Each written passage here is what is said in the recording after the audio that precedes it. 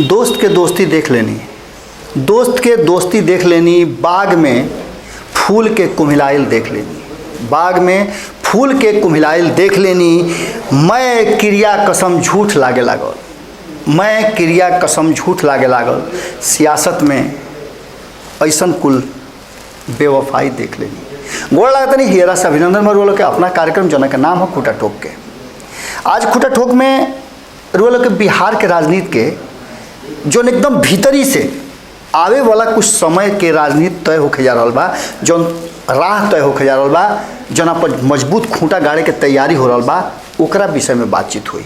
हालांकि ये बात के करे से पहले रुआ के थोड़ा सा पीछे ले जाए के पड़ी कि जब जब इस देश में और खास करके बिहार की जब बात करी तो बिहार में दो गो चीज़ बड़ा महत्वपूर्ण माना जाला। वो में कहल जाला कि वोट आ बेटी। याद रखो, संपादक नमन मिश्रा जी बार बार बात रिपीट करी ले कि वोट आ बेटी जात देखिए कि दियाई, एकरा खातिर चाहे जौन हो जाए, चाहे बिहार बर्बाद हो जाए या फिर बिहार में अलग अलग तरह के समस्या आ जाए, लेकिन वोट आ बेटी देवे के समय में यह बात के छान के पूरा एक और बात कहल गई बा कि पानी पियब छान के आ वोट देव जान के। ये सब के स्थिति के पीछे कारण का बा कि जौना तरीका से रुआ बिहार के देख रहा बानी, राजनीति के देख रहा बानी, लोकतंत्र के देख रहा बानी, ये लोकतंत्र में वोट सबसे बड़का चीज हो गई बा। बजट वही तरीका से पास होला, योजना वही तरीका से पास होला, और आम लोग कहीं ना कहीं अझुरा जाला। ये अझुराहट में अब लगातार कई तरह के समस्या और कई तरह के बात आ रहा बा। 2014 में जब इस देश में सत्ता के परिवर्तन भइल, यूपीए से एनडीए के सरकार बनल, बहुत कुछ बात ऐसा रहे, बहुत ऐसा चीज़ रहे, बहुत ऐसा व्यवहार रहे जोना से लोग के मन में एगो हुलस रहे कि ढेर कुल बदल जाई। और ख़ास करके दो तीन चीज़ बहुत महत्वपूर्ण रहे कि रोजगार जो सबसे अहम मुद्दा रहे, वह मुद्दा पर ये देश के भावी प्रधानमंत्री जिनका कहे कि भारतीय जनता पार्टी और एनडीए सर्वसम्मति से प्रधानमंत्री मनले रहे, वो यह बात के दावा कैले रहन कि 2 करोड़ लोग के हर साल रोजगार देवे के हम व्यवस्था करब। ये बात 2020 में जब रिपीट भइल तो फिर 2014 याद आ गई रहे। हम चर्चा वो विषय पर नहीं करत, हम चर्चा करता नहीं कि जब यह देश में 2015 के चुनाव भई रहे, आरक्षण सबसे बड़ा मुद्दा रहे, और ये बात लालू प्रसाद लपक ले रहन नीतीश कुमार के, ओकरा में पूर्ण सहमति मिल रहे, और लालू प्रसाद एक राह और राग ढल ले रहन आरक्षण भैरवी। ये आरक्षण भैरवी इतना मजबूत पड़ल कि भारतीय जनता पार्टी के चारों खाने चित करो से मैं पड़ाका फुलझड़ी आ लड्डू मिठाई सब भुआ गई। हालांकि मौका मिलल लेकिन वो तरीका से ना मिलल। 2020 में भी मौका मिलल लेकिन वो तरीका से ना मिलल। 2019 में भी मौका मिलल लेकिन वो तरीका से ना मिलल। 2015 में वो अलगे हुलस रहे। 2014 के जीत के बाद अगर भारतीय जनता पार्टी जीत गई रही बिहार विधानसभा के चुनाव तो आज स्थिति कुछ दूसर रही। लेकिन वो आरक्षण वाला जो जीन बाहर आ निकलल, वो जीन बड़ा जबरदस्त काम कैलस, और ऐसा काम कैलस कि ये जीन कहीं ना कहीं पूरा जितना भी मैं खेला रहे ओकरा के हेठ कर दिलस। एक संगे संगे एगो और बात कहल जाला कि इस राज्य में जाति और जमात के बात भी जबरदस्त ढंग से कही जाला। रुआ याद हुई कि 2014 में जहां सत्ता पक्ष बात करते रहे हिंदुत्व, राम मंदिर, धारा 370 फलान ठेकान, ये सब कारण कि ओहरी नीतीश कुमार जी अलगा हो गई रहन। और ये सब बात के बीच में रुआ के बात बतावल बहुत जरूरी बा। आज जब रुआ ये देख रहा बानी खूटा ठोक के, आजे के दिन हो, ये चलते ये बात और ज़्यादा महत्वपूर्ण हो जाता कि आजे के दिन चिराग पासवान के नया अवतार भई रहे, और वो रामविलास पासवान के सोच से आगे के 2 कदम आगे चल रहन। आजे के दिन चिराग पासवान ये फैसला ले रहन कि यूपीए में ना अब वो एनडीए के हिस्सा हुई हैं, और प्रधानमंत्री नरेंद्र मोदी से मुलाकात के बाद एनडीए के हिस्सा बन गई रहन। आज 24 मार्च के दिन हुए और 24 मार्च के पहले जब 24 फरवरी रहे तौना घड़ी ई फैसला लिहल गई रहे।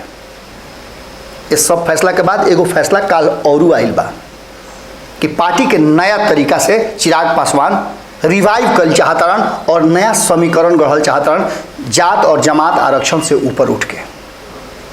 आरक्षण जौना तरीका से संवैधानिक रूप से दिहल गई बा ओकरा के तरफ चलते बा, ओकरा में कुछ और भी डिमांड हो रहा बा। एकरा साथ साथ लोकसभा चुनाव से पहले रुआ के याद हुई कि 10% वीकर सेक्शन के आरक्षण केंद्र सरकार विशेष परिस्थिति में देले रहा, जना के लेकर के भी बहुत सारा बात भई और ओकरा के कहीं ना कहीं 2019 के चुनाव में जबरदस्त ढंग से भारतीय जनता पार्टी और एनडीए यूज कैलस, प्रयोग कैलस, जौना से के घाटा झेले के पड़ल तेजस्वी यादव के, जौन की आरक्षण के विरोध कैलन, झुनझुना देखौले रहे लोग। अब ये आरक्षण देखी कहाँ लेके जा रहा बा बिहार और बिहार के राजनीति के। ये आरक्षण से केकरा का भेटाइल ये अलग बात बा, एकरा पर अलग से बहस हो सकेला, लेकिन आरक्षण खत्म करे के आरक्षण के जौन स्थिति बा ओकरा में 49.5%, 49.05% आरक्षित क्षेत्र में नौकरी देवे के प्रावधान बा। एकरा में अलग अलग सेक्शन के आरक्षण के जौन खाका बनावल बा उ सारा खाका अपना अपना जगह पर स्थित बा, लेकिन एकरा के और बढ़ावे के प्रयास हो रहा बा। और खास करके आरक्षण के मुद्दा पर हुआ देख लो कब कि जौन एगो नया दल वीआईपी बा वो बिहार सरकार और केंद्र सरकार पर दबाव बना रहा बा कि उनका समाज के विशेष कोटि के आरक्षण दिहल जाओ। ये आरक्षण के जीन धीरे धीरे जात और जमात से भी बड़ा होके जा रहा बा, लेकिन जात और जमात ये बिहार के राजनीति से कभी निकले वाला नहीं है। एकरा पर हुआ देखले होगा कि निजी क्षेत्र के जब बात करतनी, निजी क्षेत्र में आरक्षण के लेकर के जबरदस्त ढंग से लगातार आवाज उठ रहा बा और 9वीं अनुसूची में शामिल करे के भी बात चलत रहे। इस सब बात के लेकर के श्याम रजक जब ये बात के उठौले रहन तौना घड़ी रुआ याद हुई कि जदयू में रहन और जदयू के साथ साथ अलग अलग राजनीतिक दल के दलित नेता उनका संगे बैठ करके बैठक करत रहन, मीटिंग करत रहन और मीटिंग के बाद ये बात वो मीटिंग में पारित होत रहे कि केंद्र सरकार तक ये बात पहुंचावल जाओ कि आरक्षण के दायरा बढ़ावल जाओ। अब जबकि श्याम रजक जदयू में नहीं खन और हो सकेला कि यू कारण भी हो सकेला जना के लेकर के उनका जदयू से बाहर भूखे के पड़ल होके। अब वो आरजेडी में बनन और उनका सीधा तौर पे कहना बा कि आरएसएस के निगहबानी में चले वाला भारतीय जनता पार्टी आरक्षण के पूरी तरह से समाप्त करे के रास्ता पर चल निकलल बा। लालू प्रसाद 2015 में जो बात खड़ा कैले रहन वो बात आज भी जीवित बा, लेकिन नीतीश कुमार संगे रह करके आरक्षण और आरक्षित कोटा के लोग के साथ बड़ा भारी अन्याय कर रहा बड़ा। निजी क्षेत्र में आरक्षण के लेकर के ये बात बहुत जबरदस्त ढंग से चल रहा है, प्रमोशन में आरक्षण के बाद भी चलत रहे और सरकारी नौकरी में पहले से आरक्षण के जो व्यवस्था रहा वो व्यवस्था के भी खत्म करे के स्थिति सामने आ रहा बा। कहल जा रहा बा कि जैसे जैसे लोग रिटायर्ड हो जाता वैसे वैसे निजीकरण भइल जाता और ऐसा स्थिति में सरकारी सेवा में भी अब आरक्षण धीरे धीरे समाप्त भइल जाता। ये सब बात के लेकर के इतने बात कहल जा रहा बा आरजेडी के तरफ से और श्याम रजक के तरफ से और उनका साथे जो दलित नेता बाड़े उस सब लोग के कहना बा कि धीरे धीरे जैसे जैसे सरकारी नौकरी के निजीकरण के तरफ ठेलल जा रहा बा वैसे वैसे आरक्षण समाप्त होता, कारण कि निजी क्षेत्र में आरक्षण के प्रावधान अब तक पूरा मजबूती से लागू नहीं के भई। और ये बात के लेकर के आंकड़ा जो बा वो आंकड़ा अक्सर कई तरह के बात सामने लेके आ रहा बा। 2013 से लेकर के 2019 के बीच जे कुछ भी भइल उस सब के लेके पूरी तरह से अब यह बात पर चर्चा शुरू हो गई बा, बहस शुरू हो गई बा कि कहीं ना कहीं केंद्र में जो वर्तमान सरकार बा वो आरक्षण के समाप्त करे के व्यवस्था में लागल बा और एकरा पीछे कारण बा कि कैसे आरक्षण के बचावल जाई। एकरा खातिर सब लोग गुटमुटिया रहल बा। और बिहार के जब बात करता नहीं तो बिहार में महिला के आरक्षण के अपना पीठ अपने से थपथपा रहा बा। कई हाल थपथपले रुआ देख लो कि बजट सत्र के दौरान भी जितना भी सत्ता में बैठल महिला एमएलए एमपी या फिर जे भी लोग बा एमएलसी बा राज्यसभा में बा जे लोग भी बा वो सारा लोग एक बात कह रहा बा कि बिहार सरकार बहुत बढ़िया काम कैले बा। आरक्षण जो बा तौन पंचायत में 50% दे दिले बा और बाकी जगह 33% आरक्षण बा। ये आरक्षण बिहार सरकार अपना हिस्सा से दिले बा। आरक्षण के लेकर के रुआ देख लो कब कि एक के फिर आगे एक्सटेंड करे खातिर एगो बैठक भी पड़ी रहे, एक दिनी सत्र बुलावल गई रहे जना में एक के एक्सटेंड करे खातिर अनुमोदन कल गई। ये सब के बीच में कहीं ना कहीं एक डर जौन बा वो डर के लेकर के लगातार आरजेडी और विपक्ष के लोग यह बात पर बार बार एकजुट हो रहा बा कि कहीं ना कहीं एक गंभीर समस्या भई जाता और जैसे से सरकारी नौकरी खत्म हो जाता वैसे से आरक्षण खत्म हो जाता। इस सब बात पर एक बात और बड़ी महत्वपूर्ण बा कि लगभग आरक्षित कोटा के 32 से 33 लाख लोग के विभिन्न संस्थान में जौन जगह खाली बा उनका खातिर अभी तक कोई भी व्यवस्था सरकार ना कैलस। ये पूरे व्यवस्था में अभी भी 13 लाख लोग के नियुक्ति अधर में लटकल बा और सरकार एकरा पर कोई ध्यान ना दिलस। एकरा साथ साथ ये भी कहल जा रहा बा कि 92,000 बिहार में बैक लोग बा जौन के 2007 के बाद कोनो तरह के आरक्षित पद के लेकर के कोई भी सर्वे नहीं खे भई। नीतीश कुमार जी बार बार जातीय आरक्षण के बात करता है जौन कि लालू प्रसाद के डिमांड रहा और खास करके जब नीतीश कुमार जी जातीय आरक्षण के बात कैले है लालू प्रसाद के तरफ इशारा कैले है और लालू प्रसाद के वह एजेंडा जौन डिमांड रहे ओकरा के लेके आगे बढ़ता रहे तो एकरा के लेकर के भी संशय पैदा होता और इस संशय निश्चित रूप से भारतीय जनता पार्टी के भी हिला डोला के जरूर रखले हुई। ये पूरे मामला में जौन स्थिति बा ओकरा में सरकार के पास कोई भी आंकड़ा अब तक नहीं खे। कहल जा रहा बा कि बिहार में 16.5% के विरुद्ध 5.6% ही प्रमोशन में रिजर्वेशन के लाभ लोग के मिल रहा बा।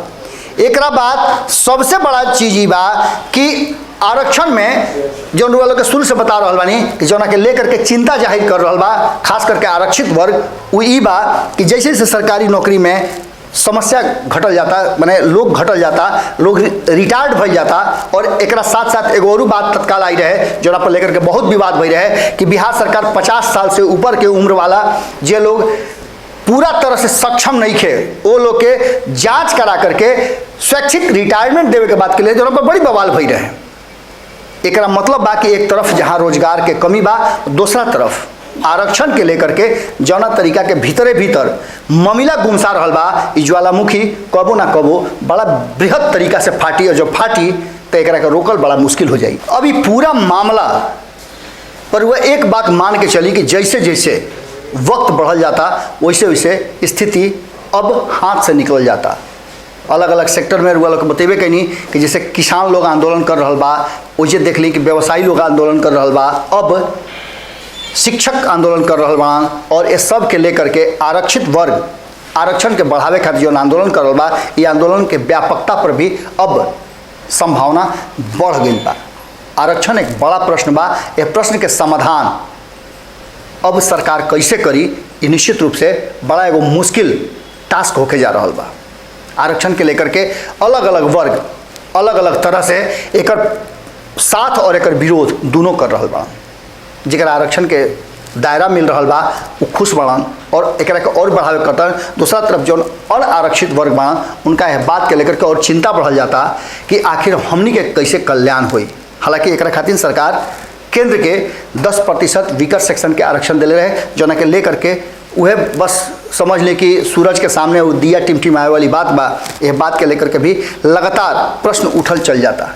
ऐसा स्थिति में एगो चीज़ रुआ मान के चली कि जौना तरीका के नया समीकरण गढ़ल जाते हुए रुआ देख लो कि तेजस्वी यादव ये बात कर रहन A to Z के बात के रहन वही धारा पर चिराग पासवान अपना पार्टी में रिवाइवल करे जा रहा बड़न और आरक्षण और अन्य मुद्दा से छोड़ करके बिहार फर्स्ट बिहारी फर्स्ट के जौन वो एगो मकसद लेके चल रहन ओकरा के लेकर के वो अपना पार्टी में नया समीकरण गढ़ रहा बड़न और इस समीकरण कितना ज़्यादा कारगर साबित होता ये तो वक्त बताई। लेकिन बिहार में एगो नया धारा के जन्म शुरू हो गई बा।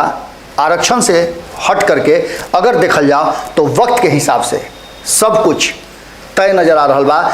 एक तरफ सरकार के विरोध और दूसरा तरफ समर्थन, इस सब के बीच में अटकल बा कहीं ना कहीं वो समाज जो आज भी सरकार के तरफ बड़ा कातर निगाह से देख रहा बा कि ओकरा रोजगार मिल जाई, ओकरा नौकरी मिल जाई और ओकरा दिन दुनिया ठीक हो जाई, 2 वक्त के रोटी तो कम से कम ओकरा मिल जाई। अगर यह विषय पर रउआ कुछ कहल चाहता नहीं तो निश्चित रूप से आई और अपन विचार रखी। ये प्लेटफॉर्म रउए लोग के हो, रउए लोग खातिन बनल बा। लगातार खूंटा ठोक में रउआ लोग के सरोकार के विषय रखे के प्रयास करतनी और भी कोई विषय बहुत जल्दी रउआ लोग के रोजगार पर एगो बृहद शोध के साथ एपिसोड लेके आओ तनी। एकरा पहले रुआ लोग से विचार जानब कि रुआ लोग के लगे जे कुछ भी विचार बा ओकरा के जरूर दी सब है। रुआ लोग के विचार बड़ा महत्वपूर्ण होला। यदि रुआ हमनी के सहयोग कल चाहतनी और इस सच्ची पत्रकारिता के रुआ आगे लेके चलतनी, भोजपुरी के आगे बढ़ावल चाहतनी, सबसे दुलेरी भाषा के, तो सहयोग जारी रखी सबे, गोड़ लागतनी। अगर ये वीडियो पसंद आई और रुआ बिहार के राजनीति और बिहारियत से सरोकार रखेनी तो सब्सक्राइब बटन दबा के चैनल के सब्सक्राइब कर ली।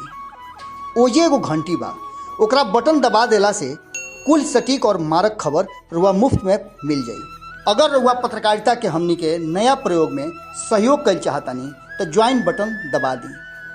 पेटीएम नंबर नोट कर ली 9386816700। धन्यवाद।